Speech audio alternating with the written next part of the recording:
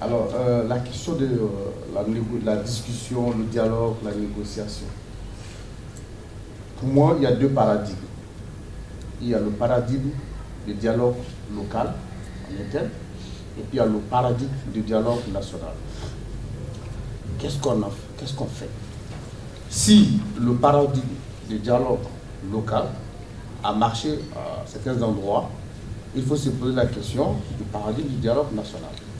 Tout à l'heure, M. Cissé expliquait effectivement un certain nombre d'initiatives de dialogue local, etc., qui ont été menées, etc. Oui, effectivement, il y a eu quand même quelque part des réponses, ou bien des choses intéressantes qui ont été faites. Mais qu'en est-il du dialogue national? Alors, pour le dialogue national, il faut interroger aujourd'hui le nouveau visage du djihadisme dans la région. Quel est le nouveau visage du djihadisme? On voit bien évidemment qu'il y a une désaffiliation de Jénine, c'est-à-dire que des groupes de soutien à l'islam musulman, au djihad global.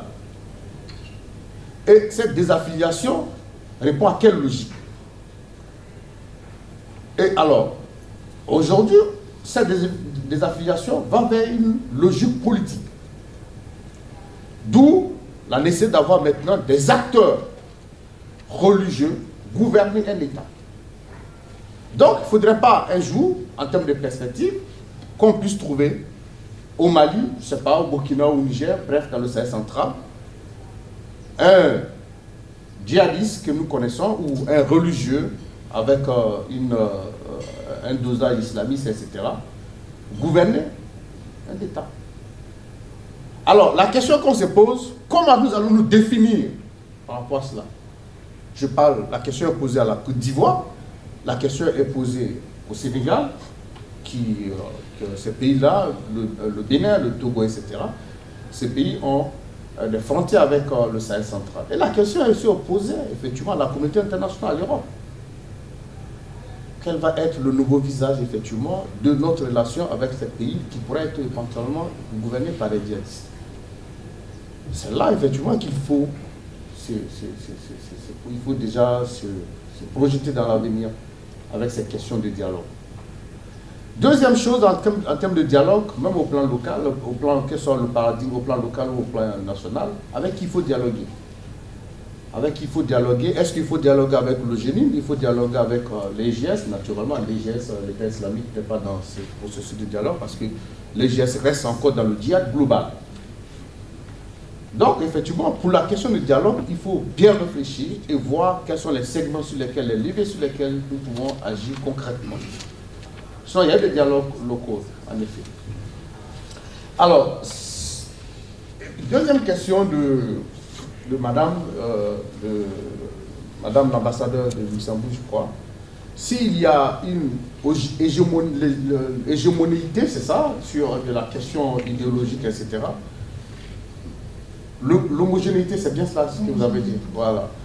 Donc, s'il y a cela, effectivement, en termes d'idéologie.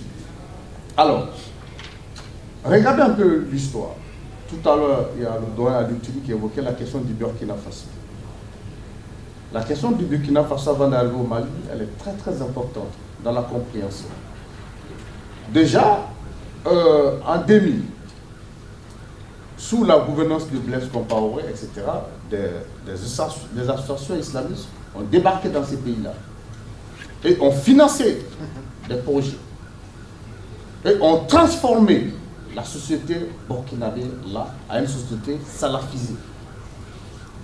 Et là, ce qui est intéressant déjà, on a documenté ce fait-là parce que vous avez déjà Bobo Djilasso avant d'arriver à Ouagadougou, même Doric, etc. Vous avez un financement qui était là et qui était bien présent. Et des jeunes qui se trouvaient autour du thé qu'on appelle des grains, etc. Quelques mois plus tard, ils ont commencé à acheter des motos, etc. Et ces financements allaient jusqu'à des étudiants, jusqu'à des étudiants qui sont sortis du système séculier de l'État, etc., avec l'administration comme l'ENA, etc., et qui étaient en attente d'affectation, qui n'avaient pas de moyens.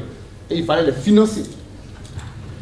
Et donc, ceux-là ont reçu des financements de la part de ces organisations islamistes. Ce qui fait que lorsque Roch Marc Christian Kaboré voulait une transformation de la société burkinabé en s'attaquant à la question religieuse, etc., il y a eu un blocage systématique, même de la part des administrateurs de l'État, parce qu'ils en avaient reçu.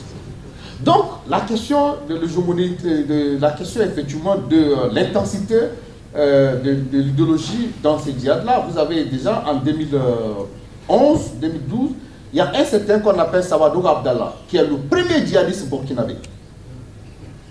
Sawadouk Abdallah, on pense que le premier djihadiste burkinabé c'est Malah Ibrahim Dicko, etc. Mais ça, c'est Sawadouk Abdallah qui était radicalisé dans une mosquée au Niger et revenu au Burkina Faso.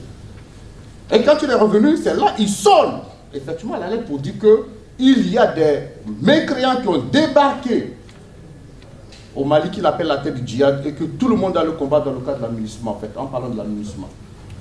Donc il y a tout ça, ensuite on Malah Ibrahim Dicko, etc., etc. Maintenant, est-ce que ces références, ces éléments-là existent encore dans ce qu'on appelle aujourd'hui le djihad? Alors, la question, elle est diversement interprétée dans les groupes terroristes. Mais ce que je veux dire, c'est que les djihadistes, ils sont très rusés et ils savent très bien qu'un individu peut rejoindre les groupes terroristes, pas par conviction, mais pour nécessité. Peut-être besoin de l'argent, etc., reconnaissance, protection, etc. Mais ils ne sont pas immédiatement employés au front. Ils sont dans des camps d'abord, et tant qu'ils ne sont pas convaincus idéologiquement, ils ne sont jamais employés au front.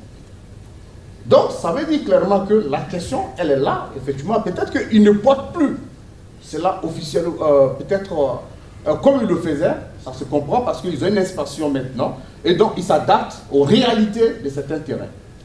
Voilà un peu ce que je voulais dire sur la question du dialogue et sur la question de l'intensité de l'idéologie dans les groupes extrémistes.